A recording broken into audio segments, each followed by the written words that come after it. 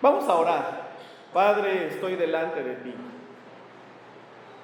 ¿Cómo necesito, Señor, tu dirección? Reconozco todas las limitaciones que hay en mí, pero confío en la dirección de tu Espíritu Santo. Y enséñanos tu palabra en el nombre de Cristo Jesús. Amén. Les comunicaba la semana pasada que iniciamos un tema general. Y el tema fue acerca de lo que es la iglesia. Y se acuerdan que hablamos de la iglesia. Conocimos dos palabras hebreas y conocimos dos palabras griegas para llegar a una definición de lo que es la iglesia, ¿no? Y bien, y también les compartí con ustedes una definición de lo que nos da una de nuestras confesiones. Fue lo de la confesión helvética. Y la confesión helvética lo resume así como se los leí la semana pasada. La iglesia es el grupo de creyentes llamados y congregados de en medio del mundo. Una comunión de los santos, es decir, de quienes por la palabra y el Espíritu reconocen en Cristo el Salvador, al Dios verdadero, le adoran debidamente y en fe participan de todos los bienes que Cristo ofrece gratuitamente. Y luego vimos que la iglesia es el cuerpo de Cristo, Él es la cabeza. Luego vimos que Cristo es la esposa del Cordero, es edificio de Dios, es labranza de Dios, es pueblo escogido.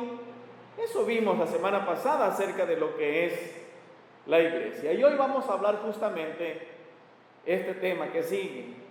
La iglesia, su gobierno. En otras palabras, vamos a hablar del sistema presbiteriano, el nombre presbiteriano y del gobierno presbiteriano. Y entonces, en primer lugar, la necesidad de gobierno eclesiástico. La necesidad. Hermanos, la iglesia está organizada. ¿Cómo está organizada? Tiene un cuerpo eclesiástico, tiene un gobierno eclesiástico. Está compuesta por dos tipos de ancianos, ¿se acuerdan? No sé si usted sabe, hay dos tipos de ancianos. Está el anciano docente, que es el pastor docente porque su función principal es la enseñanza, es la formación bíblica, teológica para la iglesia. Y luego existen los ancianos que se puede llamar gobernante, porque ellos están al cuidado, pero también del gobierno y de la disciplina en la vida de la iglesia.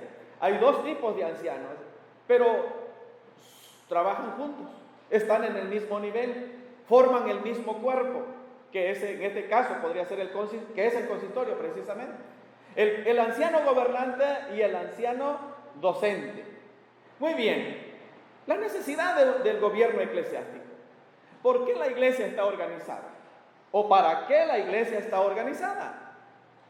Bien, hermanos, la iglesia está organizada porque la iglesia tiene responsabilidades. La iglesia tiene funciones. Para eso la iglesia está organizada, porque tiene deberes. ¿Y saben, hermanos, cuál es la tarea principal? ¿Cuál es el deber principal de la iglesia? Es la de predicar la palabra de Dios. La tarea principal de la iglesia es la predicar la palabra. Y entonces por eso existe una organización. Por eso la iglesia está organizada. ¿Para qué? Para llevar palabra al pueblo de Dios. Pero también para llevar la palabra a los de afuera, a los del mundo. Para eso la iglesia está organizada. Se alcanza con la predicación a todo el mundo. Se debe alcanzar con la predicación a todo el mundo, porque lo van a hacer todos los miembros. A la luz de la Biblia, todos los miembros tenemos la tarea de proclamar la palabra a todas las personas. Para eso hay necesidad de estar organizado. Para eso hay necesidad de un gobierno eclesiástico. Así que, mis amados, nos organizamos para cumplir con la tarea. ¿Sí me explico? Estamos organizados para cumplir con la tarea. Si no nos importa la organización, entonces no nos importa la tarea. Si no nos importa estar organizados, entonces no nos importa la tarea, que es la de predicar la palabra. Acabamos de leer Éxodo 18, cuando Jetro llega a visitar a Moisés, su yerno. Y Moisés tiene una gran tarea. Desde el amanecer hasta el anochecer, Moisés no se da abasto de atender al pueblo. Llega Jetro con una vasta experiencia y le dice: escoge tú varones de verdad, hombres de virtud, temerosos de Dios, y ponlos sobre pueblos, sobre miles, sobre 100. ¿Y sabe qué dice Jetro? ¿Cuál es la tarea de estos hombres? Escuchen lo que dice Jetro a Moisés: enseña a ellos las ordenanzas y las leyes, y muéstrales el camino por donde deben andar y lo que han de hacer. Esa es la tarea. Enséñales las ordenanzas y las leyes. Moisés tenía que enseñar. Esa es la tarea principal. El propósito de estar organizados era para enseñar. Hay otro pasaje bíblico que quiero sacarlo aquí. ¿Se acuerdan ustedes de Hechos capítulo 6?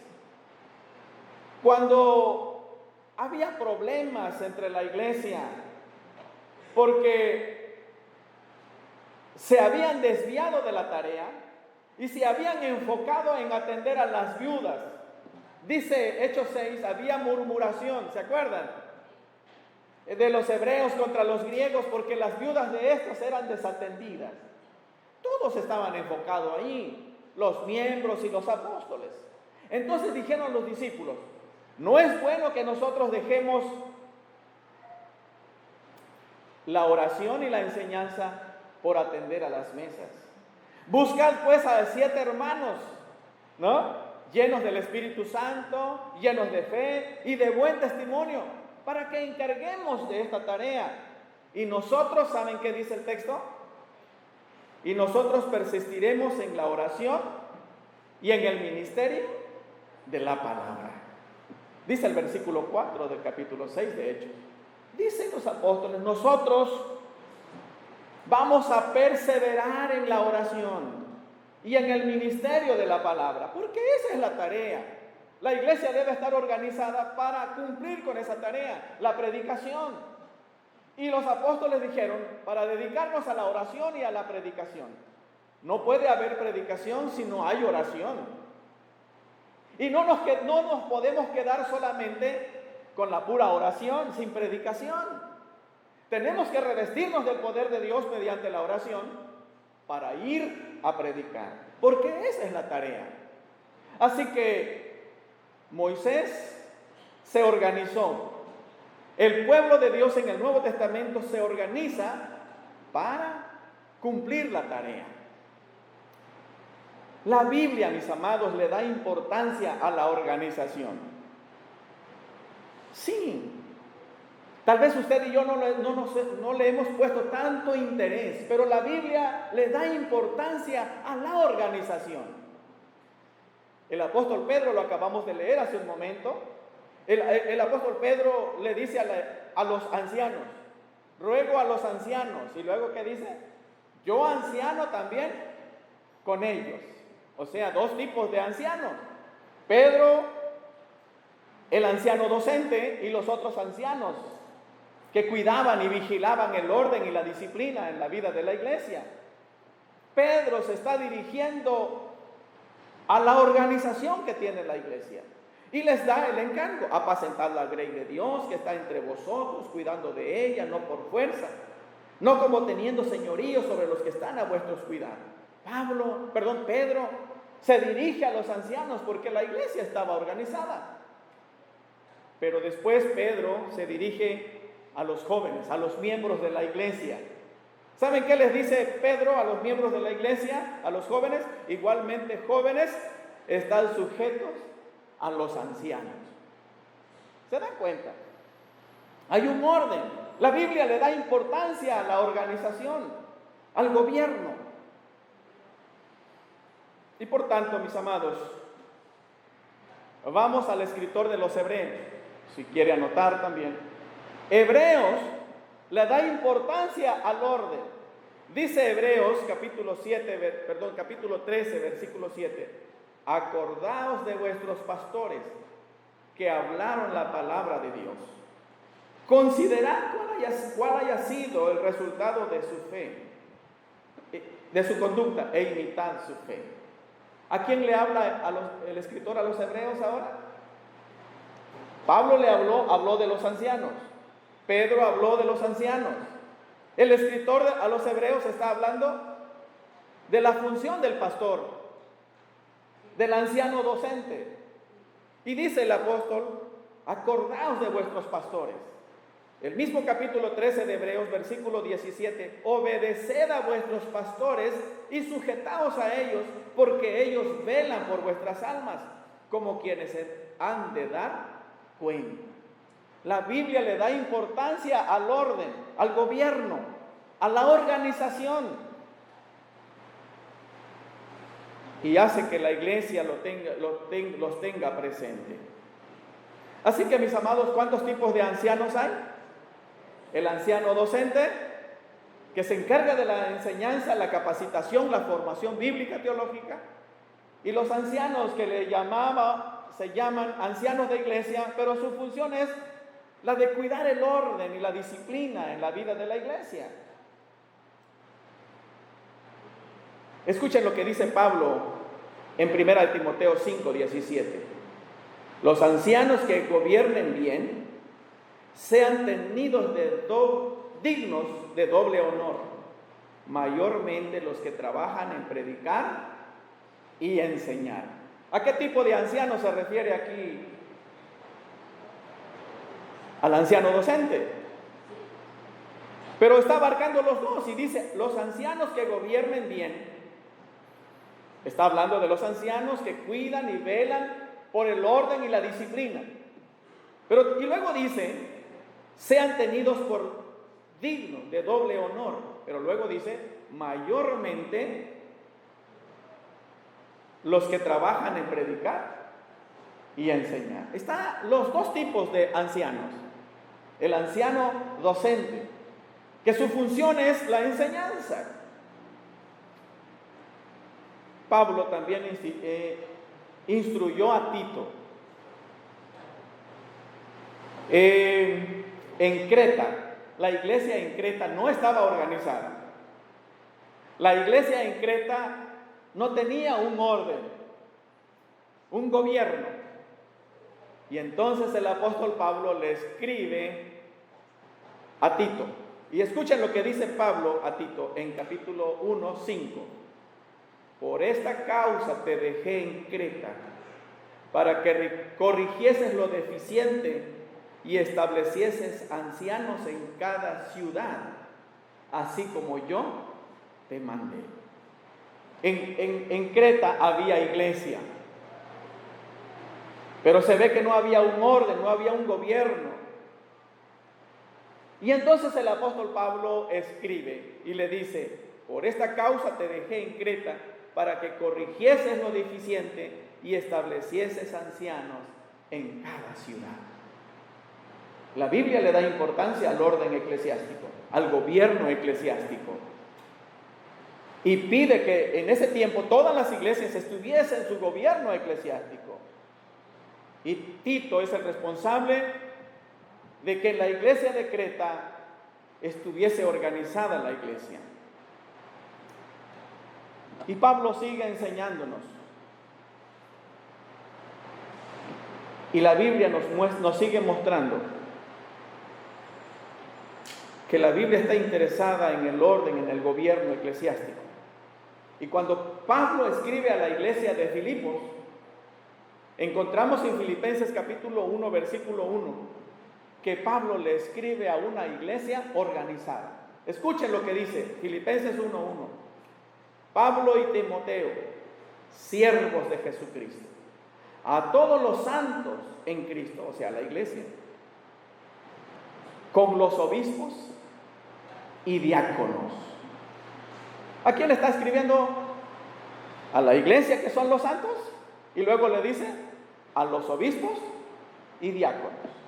Obispos es otra manera de referirse a los ancianos. Podría decir, en otra versión usted lo va a encontrar, a los ancianos y a los diáconos. O sea, la iglesia en Filipos tenía su gobierno. Estaban los ancianos y estaban los diáconos. Una vez más, la iglesia debemos de saber que la Biblia está interesada en el gobierno eclesiástico. Así que, mis amados, Pablo da instrucciones claras a Tito, a Timoteo, acerca de la organización. ¿Por qué? Porque es una organización que ha funcionado, que iba a funcionar y que sigue funcionando. Con todo, mis amados, con todo lo que he mencionado, con todo lo que he expuesto en este momento, es difícil de creer que todavía hay grupos religiosos en nuestro tiempo que no están de acuerdo con la organización. Hay grupos religiosos, mis amados, que no tienen este tipo de organización, no tienen a sus ancianos, no tienen a sus diáconos. No han tomado en cuenta este modelo que el Señor nos presenta en su palabra. Pero a la luz de la Biblia, mis amados, vemos que hay necesidad de gobierno, de un gobierno eclesiástico. En segundo lugar, quiero dejar en la mente y en el corazón de todos nosotros. Y vamos a hablar ahora del modelo bíblico de gobierno eclesiástico. Modelo bíblico de gobierno eclesiástico. Quiero decirles, mis amados, que la Biblia, la palabra de Dios, no es un manual que nos presente varios modelos. La Biblia no es un libro donde podemos encontrar modelo 1 de gobierno eclesiástico, modelo 2 de gobierno eclesiástico, modelo 3 de modelo eclesiástico, de gobierno eclesiástico. Hay libros así. Para mis hermanos ancianos que ofician Santa Cena en las misiones y congregaciones, el libro de liturgia nos presenta 2 modelos para oficiar Santa Cena, 2 modelos para actos de ceremonia nupcial, 2 modelos para los que cumplen 15 años. Pero en la Biblia no encontramos 2 modelos, ni 3, ni 4 modelos de gobierno eclesiástico. En la Biblia, mis amados, solamente encontramos un modelo de gobierno eclesiástico. Y por tanto, si en la Biblia hay un solo modelo, esa es la que tenemos que imitar. Y esa es la que tenemos que poner en práctica. Eso tenemos que ejercerla como iglesia. En primer lugar, de este punto, inciso A, el modelo bíblico del gobierno eclesiástico. Ya dijimos, mis amados, que hemos dicho ya acerca del gobierno eclesiástico. ¿Cuál es la función del gobierno? ¿Para qué la iglesia debe estar organizada? Hace un momento los dije. ¿Cuál es la función? ¿Cuál es la tarea principal? La predicación de la palabra. Si nos interesa la predicación de la palabra, nos debe interesar la organización. Si no nos interesa la predicación, no nos vamos a organizar. Así que, mis amados, en primer lugar, el modelo de gobierno eclesiástico existe para que la iglesia cumpla su función o cumpla con su deber, que es de predicar y que es enseñar la palabra de Dios. Así que la organización de la iglesia debe estar en eso. La función es predicar. Amados, así que los principios de una organización del pueblo de Dios, que ya vimos en Hechos 18, ¿se acuerdan? ¿Qué dice Jetro a Moisés? Le dijo que escogiera a varones de verdad, hombres de virtud, temerosos de Dios. ¿Para qué? Para enseñar las ordenanzas y las leyes. ¿Cuál era la función de estos hombres? Enseñar las ordenanzas, mostrar al pueblo las ordenanzas y las leyes de Dios. Así que los líderes que escogió Moisés no iban a decir: a ver, Moisés, danos por ahí una serie de consejos, una serie de requisitos para atender al pueblo. No, tenían que ir a las ordenanzas, tenían que ir a las leyes que ya estaban escritas, y con ello iban a atender al pueblo. Esa es la función de la iglesia. Y también les decía yo hace rato que la iglesia primitiva había olvidado, se había distraído de su función principal, que es orar y predicar. Nombraron a diáconos y dijeron los apóstoles: y nosotros nos vamos a dedicar a la oración y a la predicación, al ministerio de la palabra. Así que, mis amados, la tarea principal de la iglesia es enseñar la palabra. Cuando consideramos, mis amados, este modelo bíblico, nunca debemos olvidar que este modelo está en función de esa responsabilidad, que es enseñar la palabra. Así que, hermanos, la función o el fin principal no es nada más la organización. A veces nosotros nos quedamos así. Hemos dado por hecho que nada más estar organizados y ya es el fin en sí mismo. No, pues ya tenemos a los ancianos, ya tenemos a los diáconos, está la iglesia. No, pues estamos bien. No, esa no es el propósito, el fin en sí mismo. Sí debemos de organizarnos, pero nuestra tarea es la predicación. Si solamente estamos organizados y no hay predicación, no estamos cumpliendo con el mandato bíblico y no estamos apegados al modelo, no hemos imitado bien de lo que la Biblia nos está enseñando. Ahora, hermanos, quiero dejar algo en claro. Voy a hablar de otro fundamento bíblico. ¿Y saben cuál es el otro fundamento bíblico del modelo bíblico? Es que Cristo es el Rey. Cristo es el Rey. Ese es el otro fundamento del modelo bíblico. Cristo es el Rey. Amados, nosotros sostenemos que el gobierno de la iglesia es democrático. ¿Cuántos saben esto? Que el gobierno de la iglesia, el modelo de gobierno de la iglesia es democrático, ¿verdad? Sí, es democrático, pero nada más hasta cierta forma, hasta cierto momento. Tiene sus límites. Hermanos, somos democráticos, o el gobierno de la iglesia es democrático, pero solamente tiene que ver, hermanos, con la elección de sus oficiales. Cuando van a elegir a su pastor, cuando van a elegir a sus ancianos, cuando van a elegir a sus diáconos. Hasta ahí termina. Pero, hermanos, el gobierno de la iglesia no es necesariamente democrático. El gobierno de la iglesia, mis amados, es monárquico. El gobierno de la iglesia es monarquía, porque Cristo es el Rey. ¿Estamos de acuerdo? Cristo es el Rey. Él gobierna. Y Cristo no ha abdicado. Él sigue siendo Rey. Y mientras Cristo siga siendo el Rey de la iglesia, usted y yo lo tengamos como Rey, el gobierno de la iglesia es monárquico, es monarca. Porque Cristo es cabeza y jefe de la iglesia.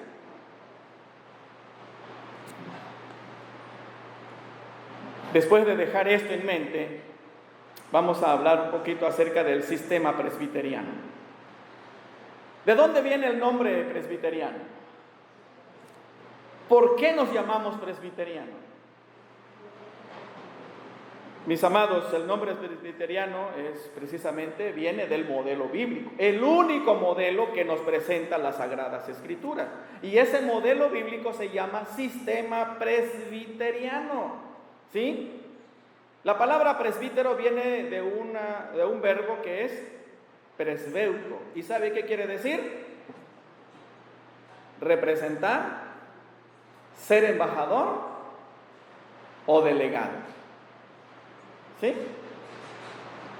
Otra vez, ¿me acompañan? ¿De dónde viene la palabra presbítero?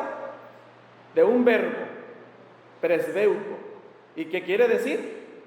Representar, ser embajador o delegado. De ahí viene la palabra presbítero, o presbiteriano se deriva de ahí.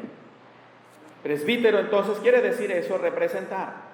Una vez los oficiales elegidos por la iglesia, ellos ya son representantes de la iglesia. Ya son los delegados, son los embajadores. Amados, aunque el vocablo del Antiguo Testamento y del Nuevo Testamento de alguna manera sugiere que los presbíteros o ancianos sugiere vejez, pero en realidad no tanto. Hace énfasis en la vejez, en la edad. ¿Sabe usted en qué hace énfasis? En la madurez. En la madurez. Hay personas que han llegado a una edad muy grande y nunca maduraron. Y hay personas bastante jóvenes y verdaderamente son maduros en su fe. Son maduros en su doctrina. Son maduros en su carácter cristiano. Entonces, hermanos, aunque el Nuevo Testamento y el Antiguo Testamento sugieren vejez, pero hace referencia más bien a la madurez y al hecho de ejercer el oficio. Así que presbítero es un oficial que cumplía su oficio. El modelo bíblico es de gobierno por ancianos. Presbítero quiere decir anciano. Mis amados, nosotros en la iglesia presbiteriana solamente le decimos presbítero al pastor. Pero a la verdad, cuando le estamos diciendo ahora tenemos la predicación a cargo del presbítero, pues le estamos diciendo a cargo del anciano, ¿no?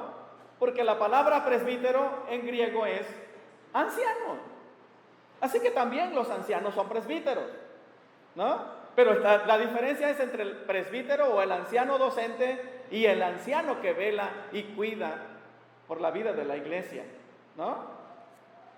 Pero de ahí viene el nombre entonces, mis amados. Presbítero es un oficial, ¿verdad? Elegido por la iglesia. El sistema se llama sistema presbiteriano porque el gobierno se ejerce por presbíteros, o sea, en griego, ancianos.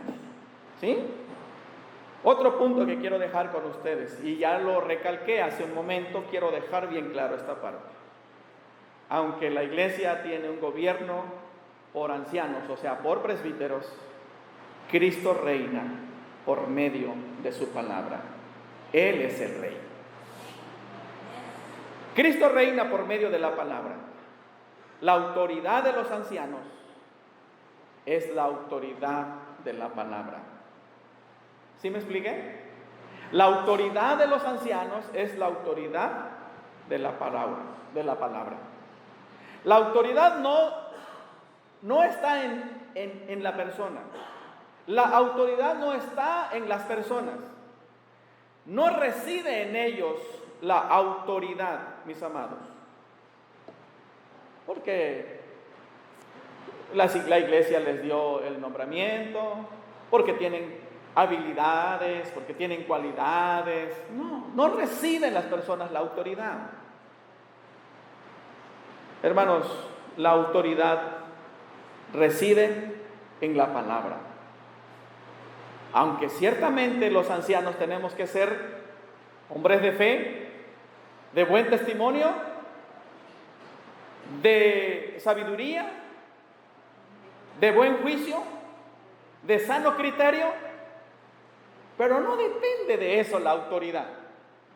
Depende, mis amados, de la palabra de Dios. De ahí depende la autoridad de los ancianos. Y cuando digo ancianos, estoy hablando de ancianos, del anciano docente y del anciano que vela y cuida, ancianos de iglesia. De ahí depende la autoridad. Así que, mis amados, los ancianos gobernantes y los ancianos docentes tienen autoridad. Y la autoridad viene cuando leemos la palabra, nos sometemos a la palabra y enseñamos la palabra. De ahí viene la autoridad. ¿Sí? ¿Dejé claro en esto? De ahí viene la autoridad. Todos, hermanos, los ciudadanos del reino, o sea, todos los creyentes, todos los miembros de la iglesia, están obligados. Es su deber obedecer al rey cuando los ancianos vivimos la palabra. Todos los miembros, todos nosotros debemos obedecer a Cristo cuando nuestros ancianos, cuando nosotros como ancianos vivimos la palabra. Debemos obedecer a nuestros líderes. Así que, mis amados, todos nosotros estamos obligados a obedecer a Cristo porque ellos están obedeciendo la palabra.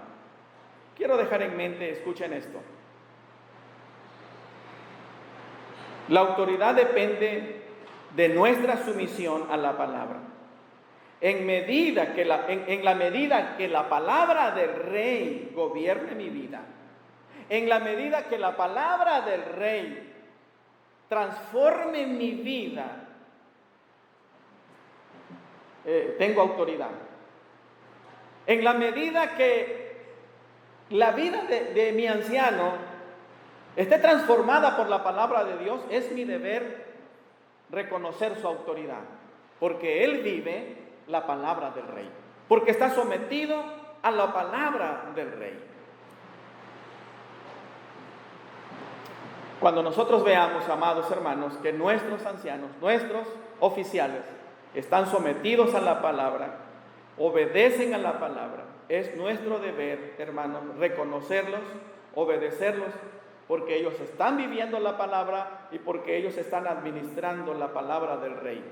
Y por tanto, debemos darle el respeto y la obediencia, porque son hombres que obedecen al rey Jesucristo por la palabra. Así como Cristo, hermanos, es el único rey de la iglesia, su palabra es ley. ¿Sí me expliqué? Cristo es rey y es único rey. ¿Y su palabra entonces qué es? En el Antiguo Testamento habían reyes que gobernaban. Si el rey hablaba a un súbdito, ¿qué tenía que hacer el rey? La palabra del rey era autoridad. La palabra del rey era ley. Hermanos, aquí está la palabra del rey. Y esa palabra es autoridad, es ley. Y no hay discusión. No solamente los oficiales, sino todos los creyentes debemos conocer y saber que aquí habla el rey. Y esa palabra es ley. Y no tenemos opción, mis amados. Por último, quiero dejar en mente de ustedes, Cristo es la única fuente de autoridad en la iglesia, porque tenemos a Cristo como rey y cabeza. Cristo es la única fuente de autoridad en la iglesia. La única voluntad que vale para regir la iglesia es la voluntad de su rey. Los ancianos, según el sistema presbiteriano, tienen investidura o tenemos investiduras para administrar en la iglesia las ordenanzas, los oficios y los mandamientos del rey. Cristo, en este sentido, administra a la iglesia por medio de sus oficiales. Cristo administra a la iglesia por medio de sus oficiales. Tenemos que tener en cuenta esto, pero también es una gran responsabilidad que nosotros como oficiales conozcamos la palabra, nos sometamos a la palabra y enseñemos la palabra, porque de esa manera es el Rey el que está gobernando nuestras vidas y la vida de la iglesia. En otras palabras, Cristo, hermanos, es el que administra por medio de los oficiales. Cristo está hablando y actuando a través de los oficiales. Cristo dota a la iglesia con poder por medio de sus oficiales para cumplir con el cometido, la tarea, la predicación, la enseñanza. Los oficiales, hermanos, tienen su oficio directamente de Cristo, elegidos por la iglesia, sí, pero su oficio lo tienen directamente de Cristo. ¿Sí? Concluyo haciendo un breve resumen. El modelo bíblico de gobierno eclesiástico se llama sistema presbiteriano. ¿Por qué? Porque el gobierno está dirigido por presbíteros, o sea, por ancianos. No sé si a usted le han preguntado, ¿por qué eres presbiteriano? ¿No? Porque asisto a la iglesia presbiteriana, dicen algunos. ¿Pero por qué eres presbiteriano? Porque tenemos un gobierno dirigido por presbíteros, o sea, ancianos, ¿no? Y por eso somos presbiterianos. Así que, hermanos, también aprendimos hoy que Cristo gobierna la iglesia con su palabra. Y los oficiales de la iglesia somos siervos de la palabra. En el sistema bíblico, los ancianos son clave para la administración de la palabra, para administrar las enseñanzas, para aplicar las enseñanzas. Eso es tarea de los ancianos, tarea nuestra. Amados hermanos, después de conocer el sistema bíblico del gobierno presbiteriano, es una gran tarea y una gran responsabilidad de la iglesia elegir a sus oficiales. Porque estos hombres serán hombres que deben estar sometidos a la palabra y capacitados para enseñar la palabra. Pero también, amados consiervos, ancianos, tenemos una gran tarea: conocer la palabra, saber de la palabra, vivir la palabra y enseñar la palabra. Que Dios nos ayude como iglesia. Oremos porque Dios levante hombres cada día consagrados a la palabra. Iglesia, que Dios nos ayude. Cuando demos nuestro voto, le estamos dando nuestra autoridad, pero sobre todo la autoridad viene del Rey por medio de su palabra. Que Dios nos bendiga.